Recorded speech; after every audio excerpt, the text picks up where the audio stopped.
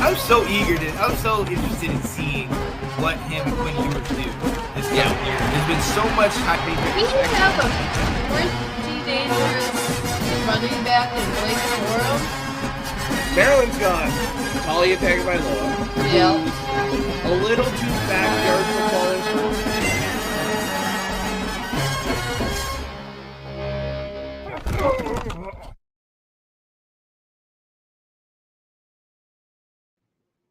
Yeah, buddy. What is going on, ladies and gentlemen? It is your boy, Sean Spencer, one half of that dynamic duo that is Let's Talk Football.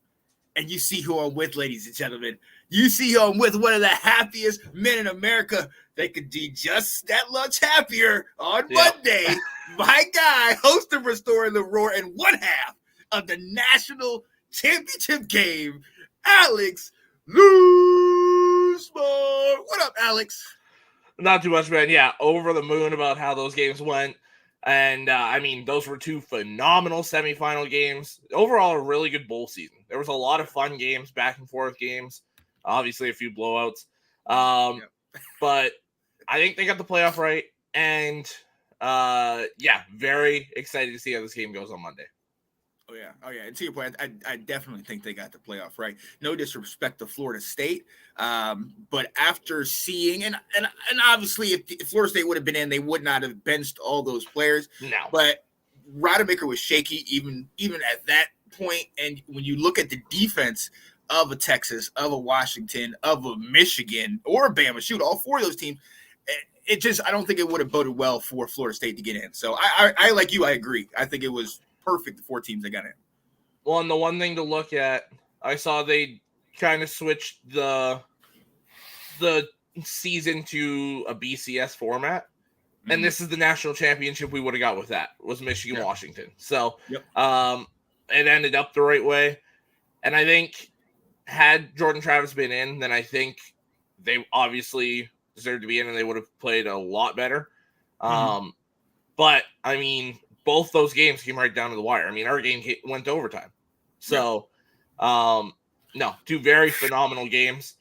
And what a way to close the four-team playoff. Absolutely. And rightfully so. Not to have an SEC team in there. No disrespect to the SEC. Yes, it doesn't mean more, guys. Anyway, but having the Big Ten and one of the perennial powers, Michigan, the blue blood, versus the Pac-12 in the very last year of the Pac-12. How sweeter could it be?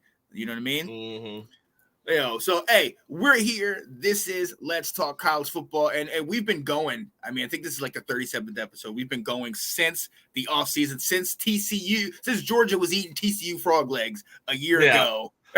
We've been going, and I see you, Alec. I see you in the comments talking about, of course, Alex shows up when I'm not there. I didn't sleep through my alarms this time, Alec. That's why. There you go. And you know what, man? I got to do this because this is a season finale for Saturdays at least. I wanted to share a couple things on here just because there's so many great things. We got to shout out our guy Alec. Because him and I from last year had a little thing. Oh, yes. Let's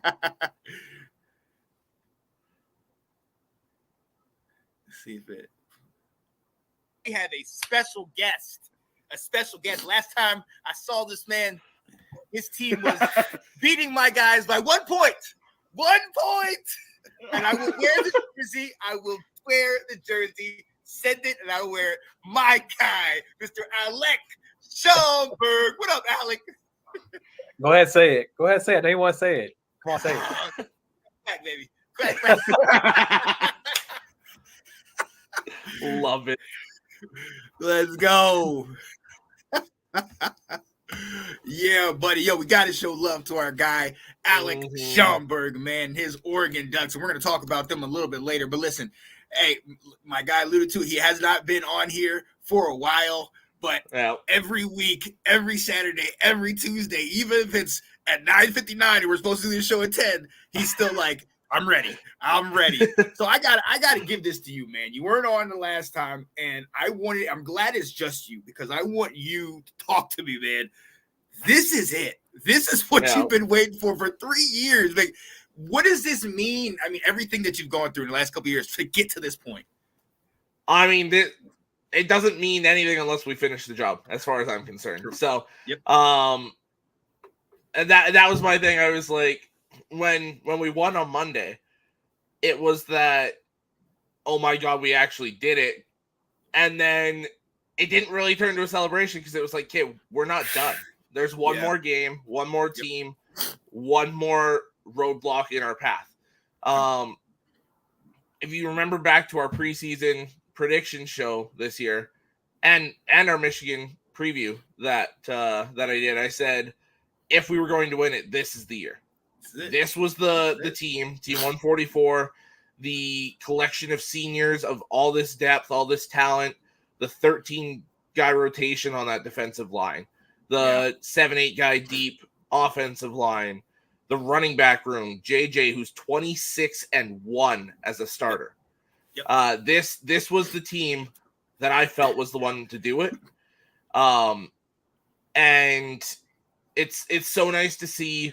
I mean, after that 2020 season, I was part of that discussion where it was like, okay, has Jim done all he can do here? Yeah. And then to finally beat Ohio State, and then again and again. I gotta throw this out there. I told you pre-show, the little number beside my name when the topics aren't up, the 1,400 however many days, it lines up that if we win the national title on Monday, it's also 1,500 days since the last time Ohio State beat us. Jim's knocking things down that no other Big Ten coach has done. Nobody's won 3 straight outright Big Ten titles. He's one of 4 coaches to have 3 straight bowl appearances or CFP appearances. And I truly feel like if we win this, this is the last time we see a lot of these guys donning the maize and blue. Oh yeah. Jim included. I've heard that. I've actually heard that a lot. I think Ben was saying that. I mean, if he wins it all, I mean, you talk about before that point, what else can you do? Well, this is that. What else? This is it. I mean, in Michigan, we know there's a couple prerequisites. Beat Ohio State, beat Michigan State, win the Big Ten title. They did all those. They've done it in the last couple years. But you go back into that Aiden Hutchinson team, you know what I mean? Where it's like, oh my God, they finally got over the hump. And that was the glass ceiling, beating Ohio State. So when you went to that Georgia game against arguably one of the best Georgia teams of all time, if not one of the best teams of all time, it was kind of like part of the course. Like, okay, all right, we're fresh, we're new, we're the young guy. But it's first it says something that the next year you came all the way back. And then for you to lose Corum, and it was like, oh, the heartbeat of the team. But it's just TCU, it's TCU, and they jump out ahead, and it's just like, I remember watching that one like, damn it, Alex, not again, man, not again. Yeah. Come through this year with everything that's happened. To have Blake Corum, you talk about McCarthy's 26-1. I think there was a stat out there that said something like Blake Corum, when Blake Corum scores a touchdown, Michigan is like 31-0 or something like that. Yep. And with McCarthy and Corum in the same backfield, 25-0. It's just one. It was very fitting that in the game on Monday, Corum became the all-time Michigan leader in touchdowns. He passed Anthony Thomas. Yeah. And that's so deserving because he's one of the best running backs to ever wear the maize and blue. He shows up, does his job, and does it very well. I couldn't have been happier for him, honestly, because what he does on and off the field, he's so fitting of that. He's made himself a Michigan legend for life. Oh, absolutely. His play is amazing, obviously, but we can't overlook the fact that, he takes some of his NIL money and he's feeding, families, at Thanksgiving time. Thanksgiving and Christmas, did both. And giving gifts at Christmas. And, I mean, you look at these guys, both him and JJ give some NIL money to the O-line. And, it's just what these guys do. And this is why I felt we'd be okay with that Harbaugh suspension. Because these guys are so interlocked as one team, one family, that it doesn't matter what's going on outside.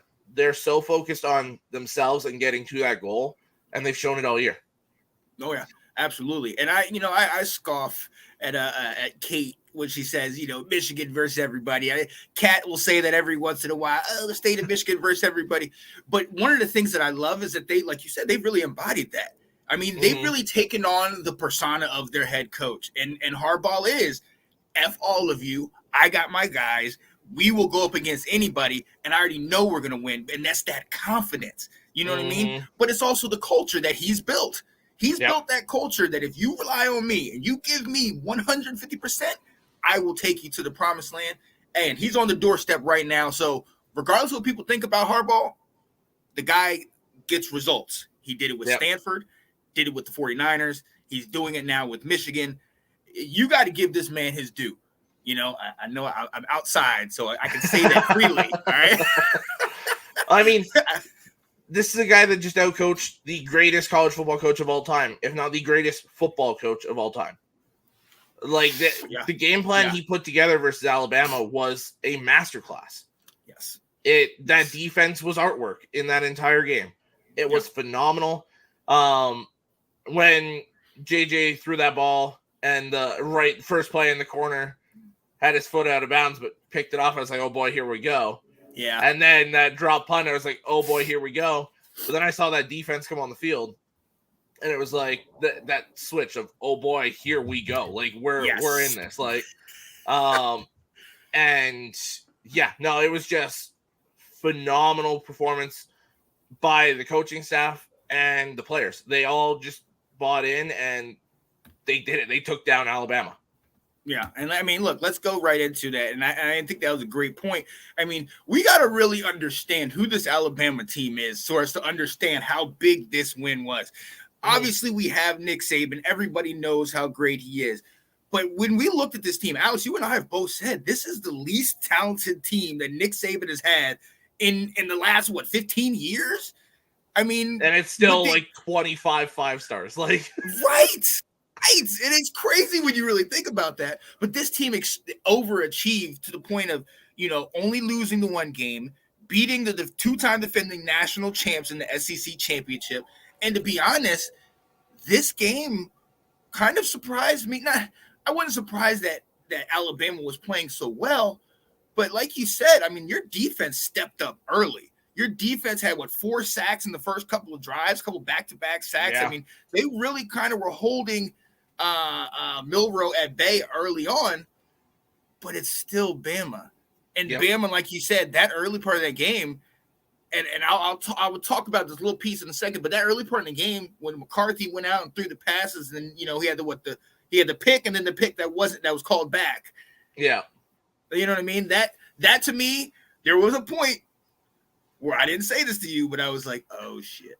Yeah, here we go again. Yeah, not TCU all over again. No, but like I said to you in the group chat, if there's anybody that is ready for this exact moment, it's you guys. You've been through it with TCU. You've been through it in the CFP the last couple years. And McCarthy is calm. You got Corum. That start to the game was shaky. But talk to me, man, because you got on track, but you didn't even pass it first. Like, you didn't run it first. You started to, come out and pass the ball, and I was kind of like, what are y'all doing? Yeah, I was a little surprised by that, too. I almost wonder if we were passing to set up the run because, I mean, everyone looks at Michigan and knows they run the ball well. Yeah. So, I thought we'd still run the ball off the start because we did it anyways for most of the year. Especially against the good teams late in the season. But when we started passing, I was like, okay. And I think a lot of it was the faith in the defense that if JJ struggles early, let him get settled in. If he throws a pick or two, whatever, the defense has us. It's a bold strategy. But I think once we started to just kind of get to Michigan football and running the ball and that power run and wear them down, I knew it was working in our favor. Because the thing is, when you run right off the bat early in the game, you don't get many results early. It's true. And against a team like Alabama, who we know can put up points whenever, especially that deep ball from Milroe to Burton and those guys on the outside. Mm-hmm. You've got to go early. So, Yeah. I didn't hate the game plan right off the bat, but I'm glad we got to the run game when we did. I mean, but to your point, it definitely looked like y'all were having a reliance on your defense. To me, at least, it seemed very early on that it was going to be the defense.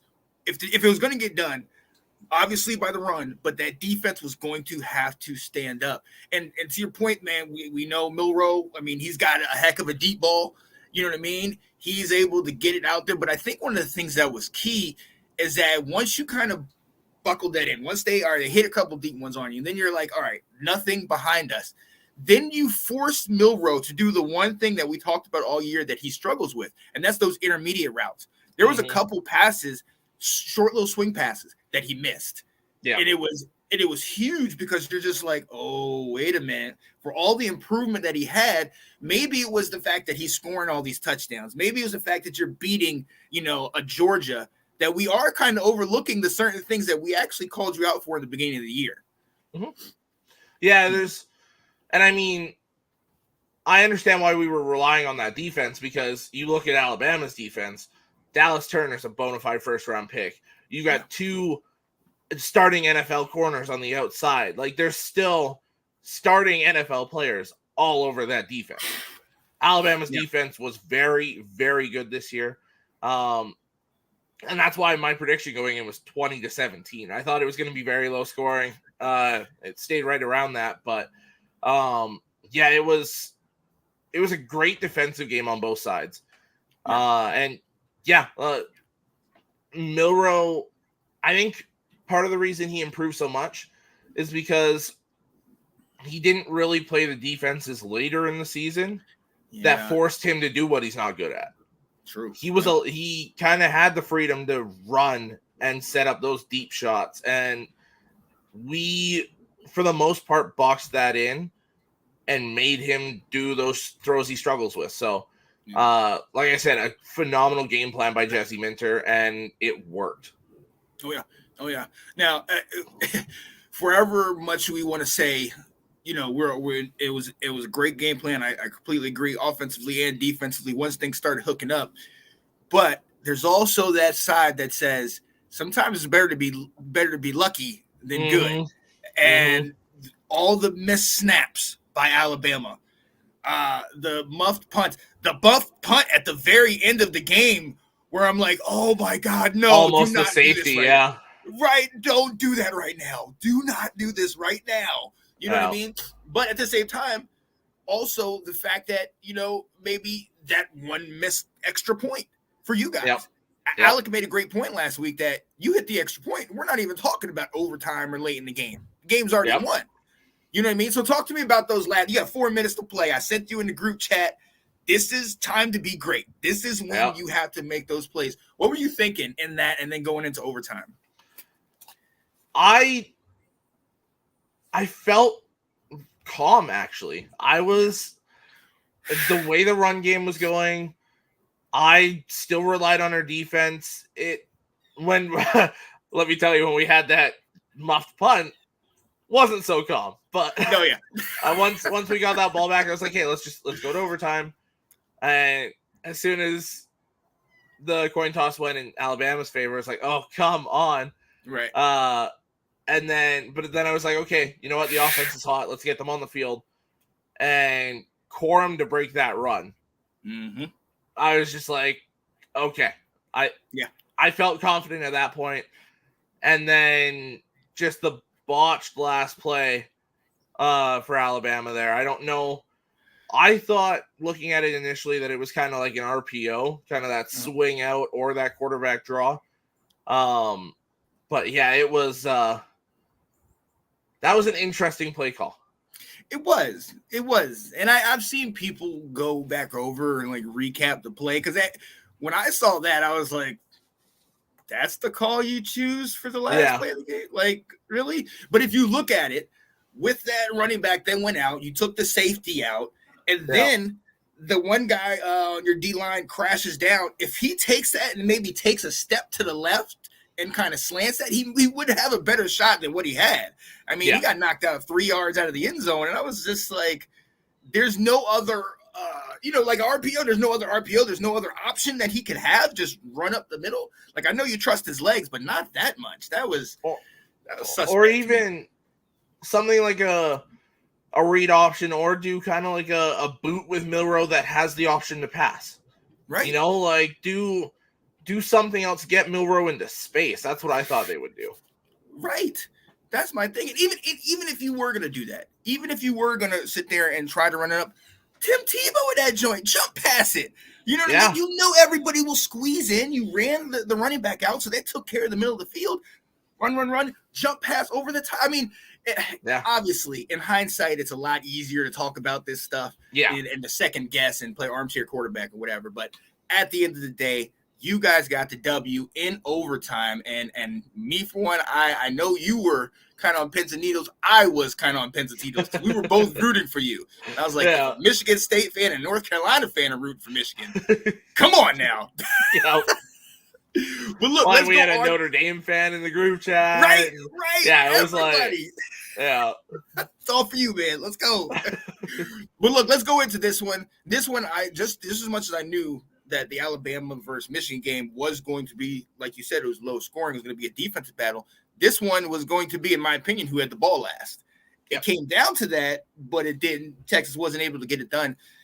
37-31. Washington jumped out. I mean, at halftime, it was 21-21. For those of you that like high-scoring games, this was the one that you wanted to see. Yeah. Washington took a little lead, about, I think, a 10-point lead midway through, and then – I kind of, at that point, I told you I was kind of getting tired from the first game, and I kind of like turned it off and laid down a little bit. And then I checked my phone like an hour later. I was like, oh, snap.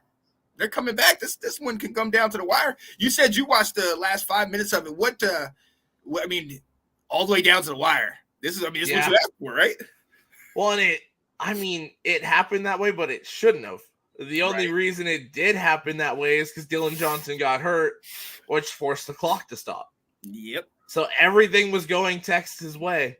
And then, Quinn Ewers makes some phenomenal throws down the field. And then I was like, oh, snap, Texas is about to do it. They're about to get it. And first and goal from the 12-yard line, 10 seconds left, whatever it was. And then Quinn crumbled, in my opinion.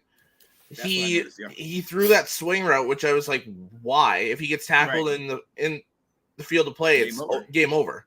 Right. Why do you throw that? In my opinion, you just take shots to the end zone every single time. And even that last throw, he didn't really give his receiver a chance, AD Mitchell. Yep. You've got to throw that on that back shoulder outside where he gets it or nobody gets it. Where he threw it, it allowed the DB to make a play on it. So I thought he was great up until that last little bit, and then he kind of fell apart.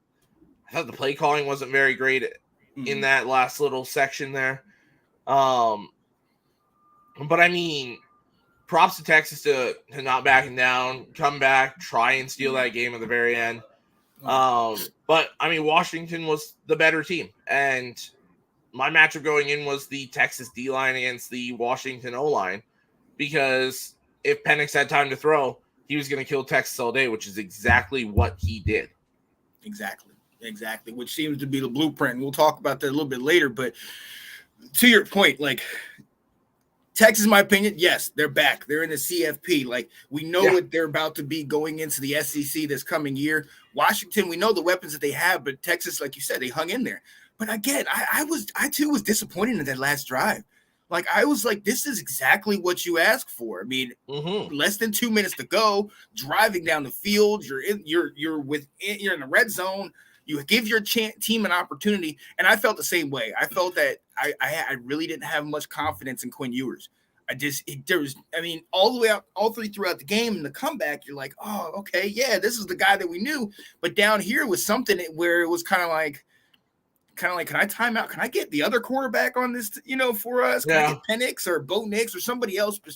Because Ewers just he looked. It kind of felt like he fell apart. It kind of felt like he was not ready for that moment. And for those you don't know, he had 3 or 4 opportunities in the red zone and was not able to complete a pass, and they lost. And it came down to that. So shout out to Washington's defense, because that's something that they're not going to be able, in my opinion, they're not going to be able to do this when you're getting a constant dose of Blake Corum and Dijon Edwards coming at you, bop, bop, bop, every single play. And that's going to keep that offense cold. We're going to talk about that in a minute, but what are some red flags you might see now for Washington? I mean, you give up 31 points. Texas is not bad, but, you're going into the big game. What are some of the things you're seeing? My big red flag for Washington works right into Michigan's strength. They don't stop the run very well. I mean, Texas was without their best running back, and I'll pull up the numbers here for Texas. They had almost 200 yards rushing as a team. On 28 carries. They allowed Texas to average 6 yards per carry, 6.5 almost. I don't think they'll be able to stop. Well, they couldn't stop Texas' run game. They're not going to be able to stop ours. And then I don't think Dylan Johnson will be able to run as well on us as he did on them. Mind you, he didn't have that great a game because those 2 defensive tackles for Texas are so amazing. They're both like top 10, top 15 picks in my opinion. If they both were to go pro this year. But and then I don't know that they've got 2 phenomenal tackles offensively, Washington does, but I don't think their interior offensive line matches up well against our interior guys. I think we can push that pocket from the middle, and I think that the time of possession in this game, I wouldn't be shocked if you look at it at the end of the game and it's like 3-1 in favor of Michigan. Okay, I think we just grind the game out. Suffocate. Joel Klatt called us boa constrictors all year. This is the time to do it. Yeah. Keep Penix on that sideline, pound the ball, run the clock, and limit their possessions to make them have to be perfect to stay in this game. Oh yeah, absolutely. And let's you said it right there. I mean, you said it all, but I think that's key. And I talked to you about this before. In this game, in my opinion, it's going to be that running game, time of possession. That's going to be key, but it's also going to be those NFL caliber wide receivers of Washington going up against arguably one of the best secondaries in the country, if not the best. And we saw, look, Alabama didn't have anybody outside of Jermaine Burton. And when I look at Burton, I don't think he's on the level of an Odunze or a Polk or those guys. No. But them being able to neutralize him, I thought played huge. Now, they only had really one weapon at Alabama. You got 2 to 3 guys because you got McMillan also that can get big numbers. So that's that matchup that I really want to see. I want to see if, that front 7 can give Penix some pressure. You know what I mean? Yeah. And I also want to see if he can hit him deep. I remember that first deep pass that Penix threw to Odunze, and I'm looking at it, and I'm looking ahead to your game, and I'm just like, ooh, because he was open, and the route wasn't anything too complicated. He just outran him to the spot, and it was like, ooh, and Texas doesn't have slouches there, so that's where I'm really looking to see that pass game for Washington versus the defense and the secondary for Michigan, because I think I've told you this multiple times. Michigan has one of the most underrated defenses, at least in my opinion, or at least I don't feel like they're getting the praise that they deserve. They're not getting talked about like they need to. They shut down teams all year long. And I feel like we're not talking about that defense, and especially that secondary. Sammerstill, ever since you mentioned him to me in your game ball, I've been watching him, and I'm like, Washington. That's why I'm wearing this hat. I'm trying to recruit as well as talk about this. I'm sorry, Alex. I got it. It's all business. good. It's business. All right. for me, I look at their passing game versus our secondary, and there's two really fun matchups for me. The one is on the outside, Will Johnson, Romo Dunze. I cannot wait for that matchup.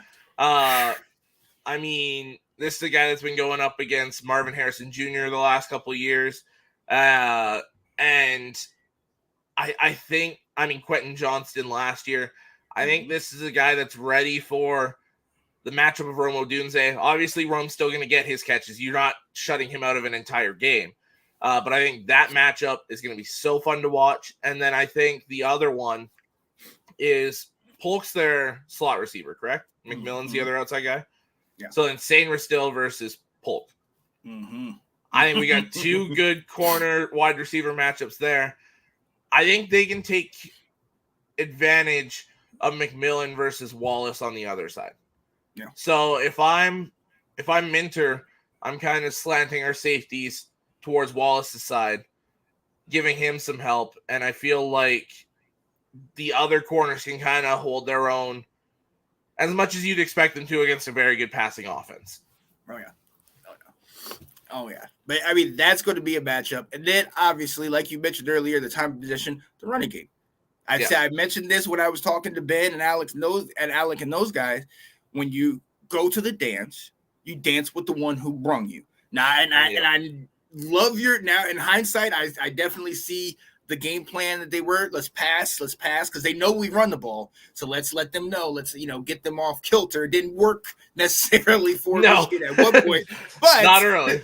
But the idea, I'm behind the idea. So we know what that is. But at the end of the day, like I said to them, I don't care if you run 23 personnel.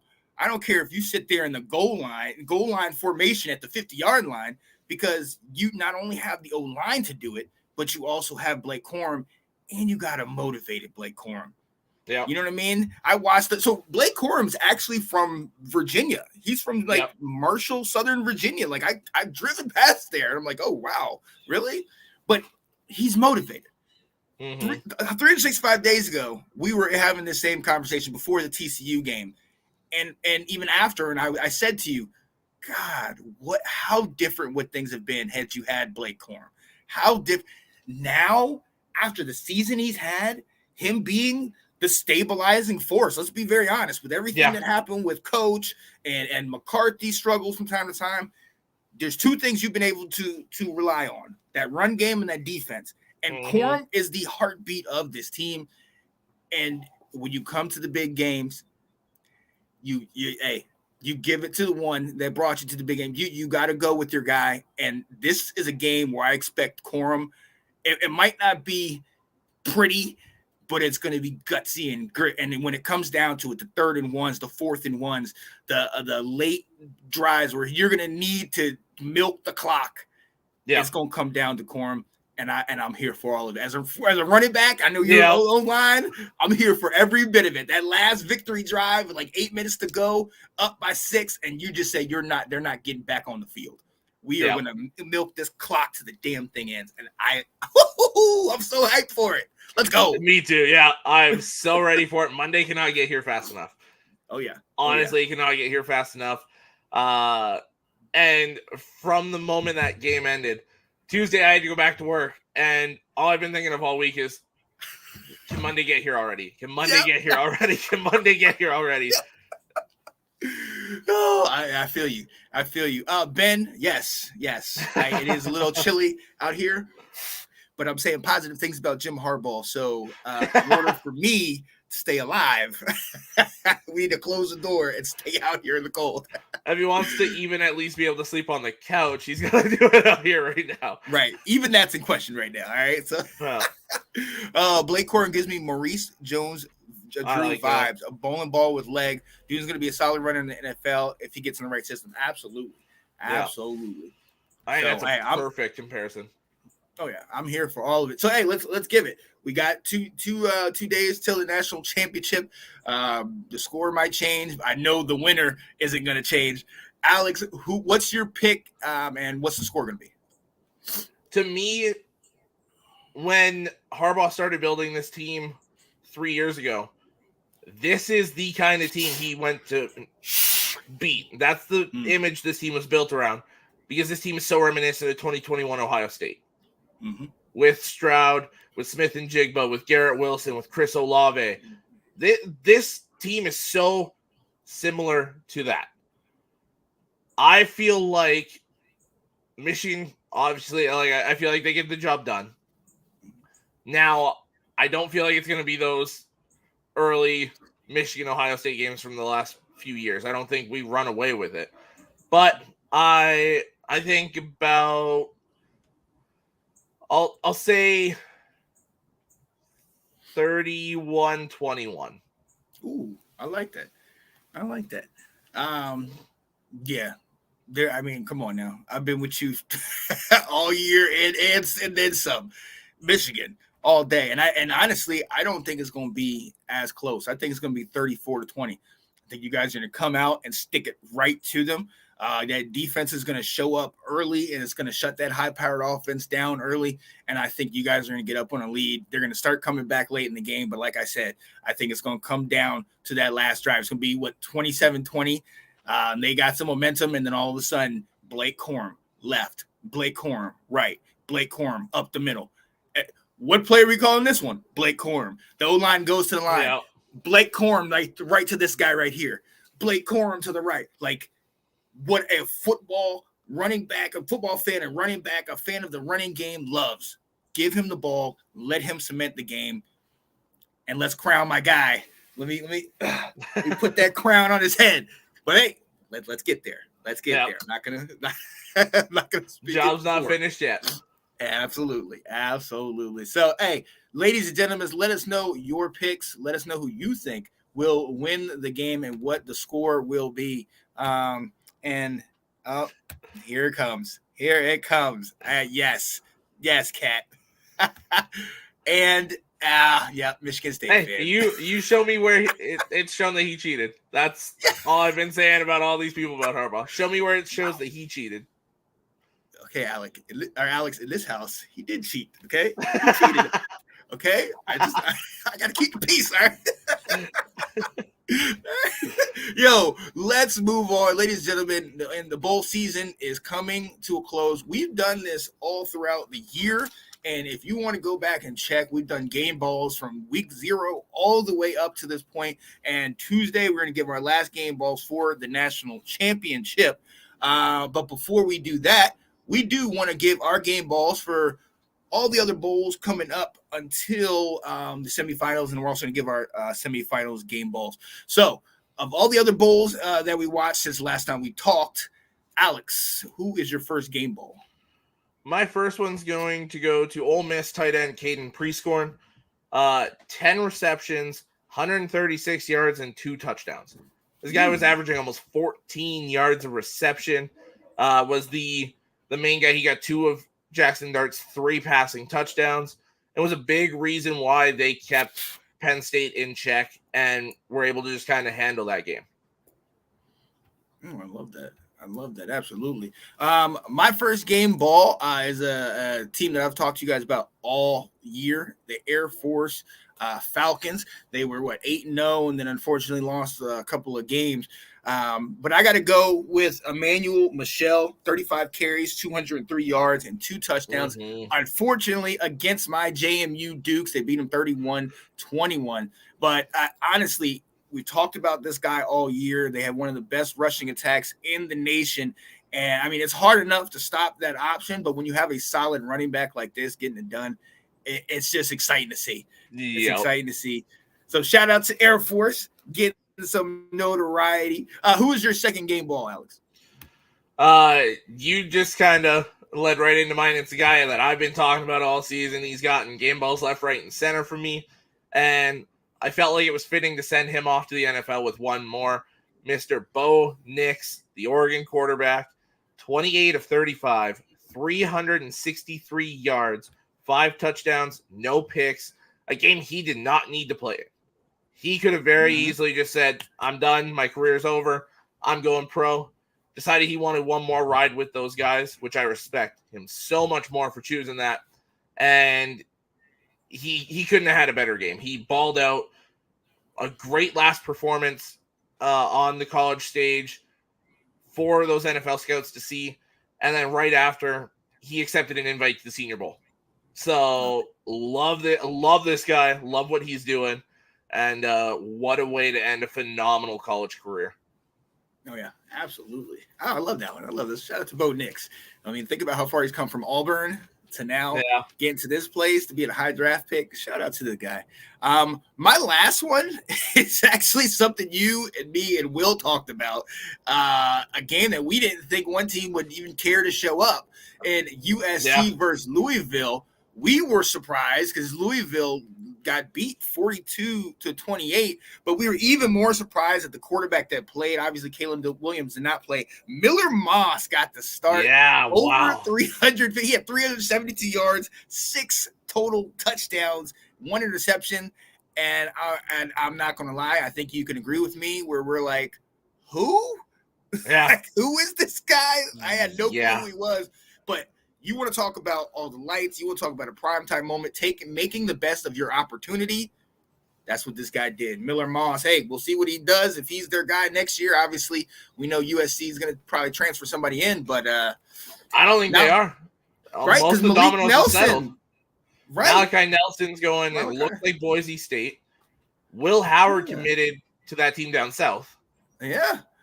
So all the dominoes are kind of starting to fall. Miller Moss is going to be the guy next year.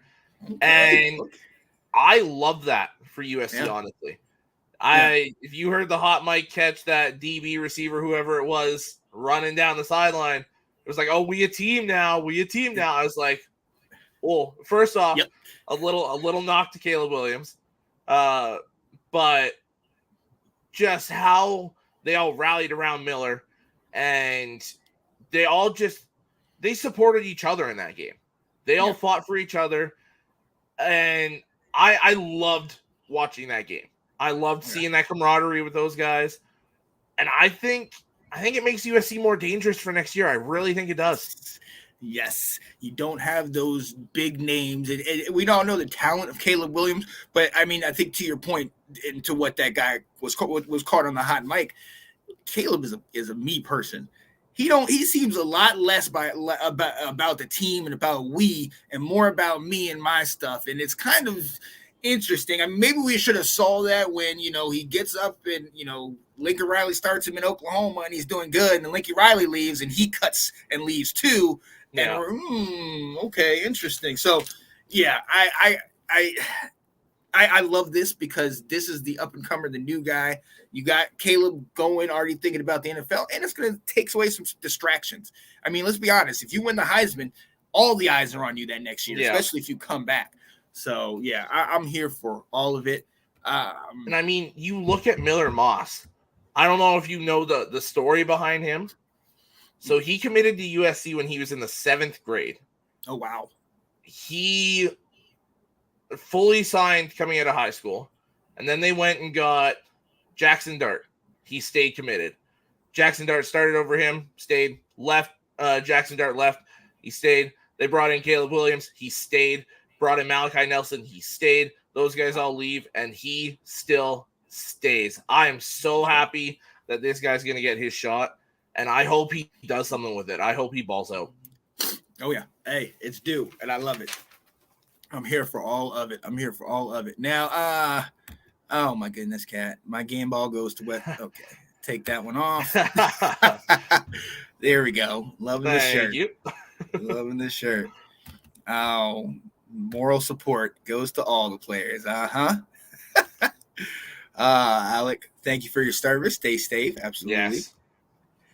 You guys really shots with you.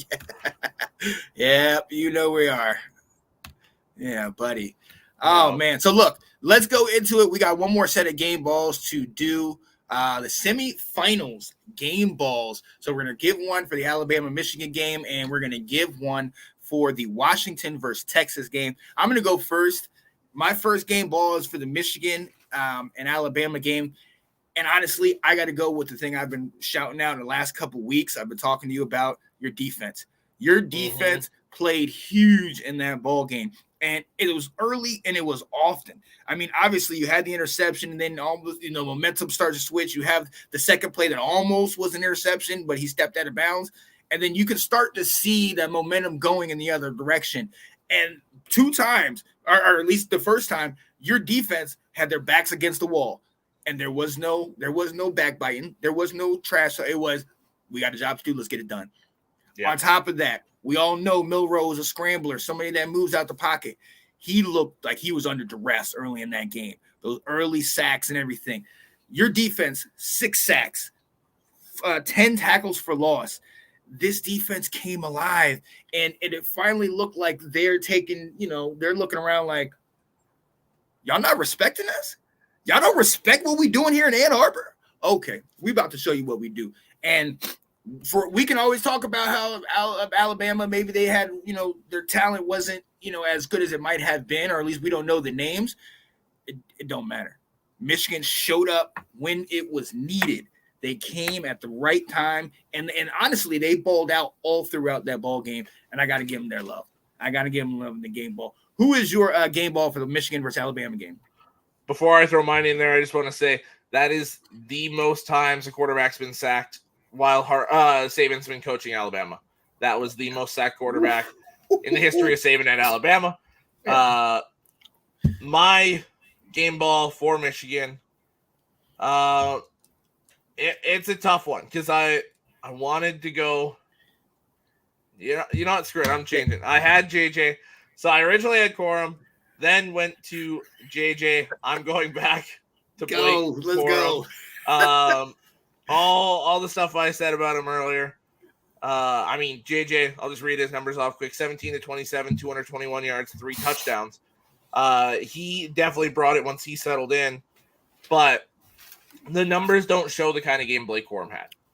19 carries, 83 yards, and a touchdown to go. And that touchdown, when it happened, was so crucial.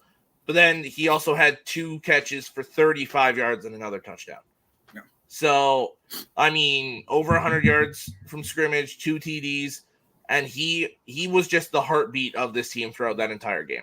Absolutely. So, the greatest, I'm saying it, the greatest running back to ever play at Michigan, had to give him his flowers.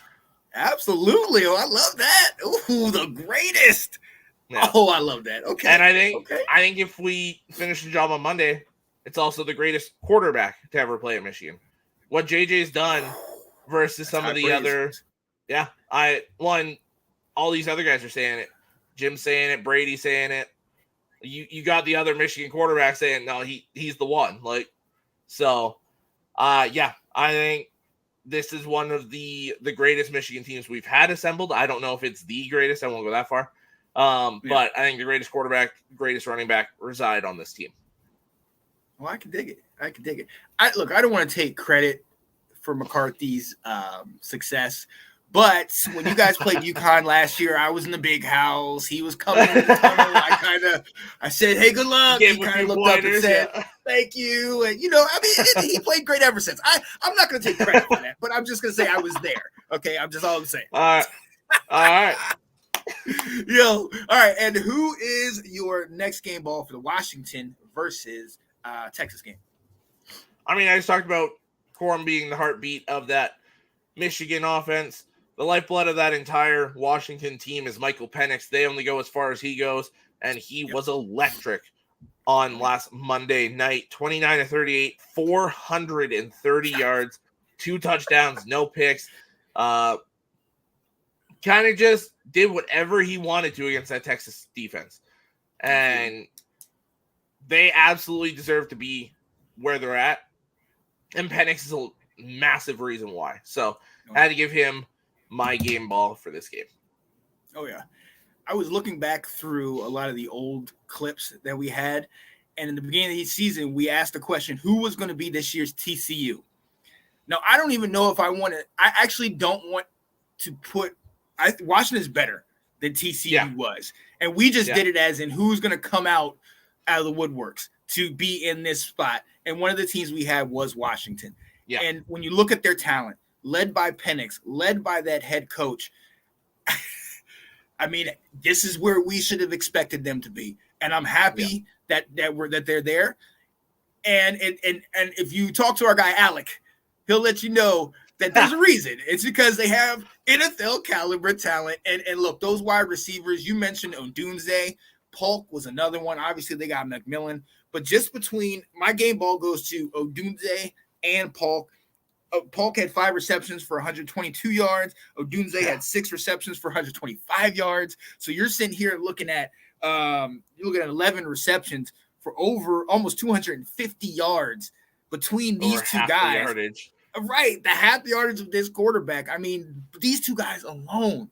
And honestly, we all know they're NFL scouts, and these guys will be clamoring for these guys to come, and for Penix as well.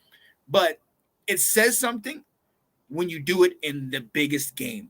When you do it when your team needs it, the chance to get to the national championship, and these guys played better than they've played, in my opinion, on par with how they played all year, because they've been balling out all season long. Yeah. You know what I mean? So, yeah, I got to give it to them. I didn't want to give it to one and not the other because, I mean, that's a two-headed monster. That's the whole reason I went Penix. I was just like, I can't pick which one. I'm going this one. Right. And hey, shout out to them. Shout out to Washington and shout out to those guys getting it done, man. Getting it done. Oh, no. See this, Johnny? I just know who to go at on Monday. There it is, Johnny. I'm sorry. And look, we know where you stand, Johnny. You've been kind of in the weeds all year, but you've been still sending us those videos of your husky. Oh, see, it comes out, Johnny. I should have known. Husky. Oh, man. Yo, hey, look, ladies and gentlemen, we are so thankful that you guys have been with us all year long. Even when we did 6 months of talking about mascots and and who's going to go where and who's the top team and who's the top rivals and all this stuff, you guys still stayed with us and you watched us and you were there with us, and we could not appreciate you guys enough.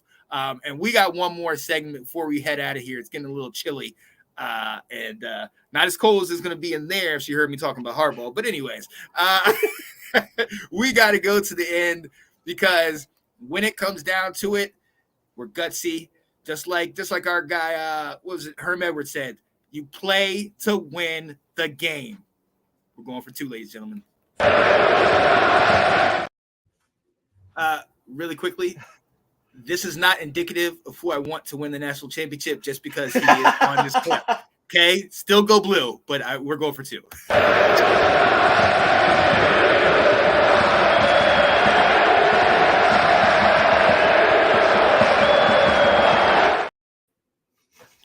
Yeah, buddy, if you saw that was Penix, but that was from Indiana, so it's more Big Ten. There we go.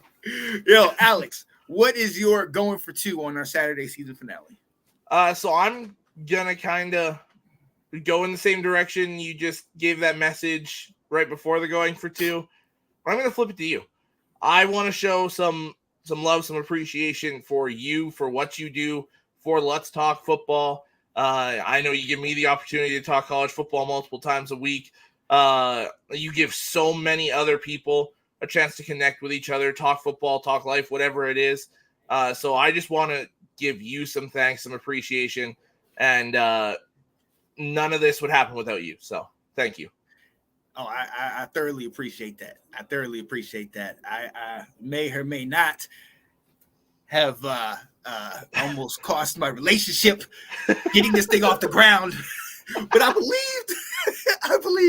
Honestly, no, I'm just going to keep it going because for however much I do, like I said, when it's 9:59 and we're supposed to do a show at 10 and you hit me up, are we still going on?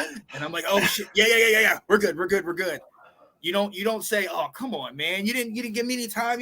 You say, I'm ready. You say, sounds good. Let's go. That you don't understand how big that is, because I can't do a lot of this stuff if I don't have you pinging it off, because you're giving me info, I'm giving you, we're going back and forth. Mm-hmm. But then that freedom and that flexibility allows us to have in a Scott Delour who's sitting here talking about his Missouri Tigers, Alex Schomburg, who's watching us from his Navy ship, Johnny Dean getting up with us and letting us know where he stirring really the pot a little bit. yeah, let him know where he really relies, But we had Handy, we had Colin, we had Will come on here and talk South Carolina, and Jared, Ben. This to me is exactly what I wanted. This is exactly when I was younger watching college football. I was just like, damn, I wish I could just talk to my guys and preview these games. So this for me is a dream come true. I absolutely have been doing the college football shows, and I love the NFL. Don't get it twisted. You know where I lie, but in college, it's so wide open, and you just really don't know what's going to happen in the traditions and the excitement. And I was outside on my birthday, and it was hot, and I was in Chicago, and now it's cold in Virginia in January, but it doesn't matter because we're talking football. So I got a warm spot in my heart. So let's go, man. Let's go. So, tune in Monday, the game, the national championship. I'm sure we will both be on the edges of our seat. And hopefully, I'm claiming it. The time has come. Michigan, hopefully, will get that W over Washington, and we will come back here on Tuesday and just let our guy go off on his top. Let him be happy. Come on now. Oh, Johnny, we appreciate you so much, Sean Spencer and Alex Loosemore. We also appreciate your encyclopedic football knowledge. Yes. And you know what? With that being said, I'm going to hit with one clip, and it's not even about this show, but I think it hits Alex. It describes you to a T. Let me see if I can get it real quick. Okay, hold up.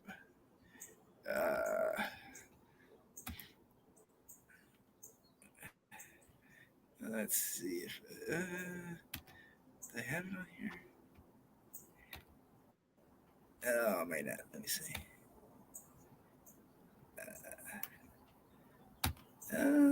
Bear with me, ladies and gentlemen, because this is a great clip, and I know Alex is gonna like it. Alrighty. Oh, and for those of you who don't know, this is our YouTube channel, guys. So just in case you think you missed something, we'll definitely have this for you. Let's see. Oh man, this is the type of stuff I should have had done before the show. Okay, I can't. I don't know where it is right now. But it's funny, and basically it mentions how highly intelligent my partner is. We call him Google, all right? Because if you need a stat or fact, he's going to come up with it. And that has, and you guys talk about how good I am. No siree. Because there are times where I'm just like, what was that? What was that? And he's like, oh, da-da-da-da. And I'm like, oh, yes. Thanks, Alex. Oh, thanks, teacher. Let's go. But I love it, man. Hey, and I have not met somebody that loves this sport as much as I do. So it is an honor, a pleasure, and a privilege to be with you, my guy. Right back at you. Yeah, buddy. All right. So look, ladies and gentlemen, hey, that's it. That's it for the Saturday shows. We will be back with you on Tuesday. And once, our offseason gets started, we'll start talking a little bit about the draft and things coming up, because there's a lot of quarterbacks that are going. Yeah. It's going to be very interesting to see the different directions that these guys potentially go in. So, hey, one more time, ladies and gentlemen, for my guy, Mr. Alex Loosemore, host of Restoring the Roar, it's your boy, Sean Spencer. We appreciate you guys. Wait a minute. The door is not locked, okay? I think she way through, so I might be stuck out here, all right? Well, my guy, Alex Loosemore, it's your boy, Sean Spencer. We appreciate you. Thank you for joining us this college football season. Hey, off season's coming up. We'll be back with you. Stay tuned. National Championship. Go Blue! Yes, sir.